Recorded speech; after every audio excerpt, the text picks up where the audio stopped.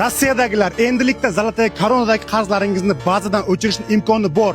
O'chirib beramiz deb turib, Instagramga moshenniklar video qo'yib, sodda aka-ukalarimizni aldashyapti. Mana sizlar через официальный bozor Zolotaya koronadagi qarzni o'chiramiz. Bu haromxo'rlardan ehtiyot bo'linglar, do'stlar. Hech qachon olgan qarzlaringizni hech kim ba'zidan o'chirib bera olmaydi. Faqatgina uni pul bilan yopishinglar mumkin.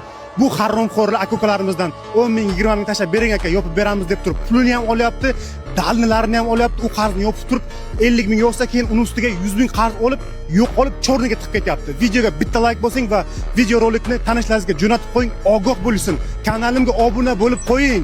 Yaxshi va yomon xabarlardan xabardor bo'lib eng katta xiyonat birodaring sening so'zingga ishonib turgan vaqtida unga yolg'on gapirishing.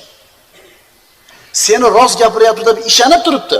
Sen bo'lsa bilib turib ishonayotganligini senga yolg'on gapiryapsan. Eng katta xiyonat shu bo'ladi.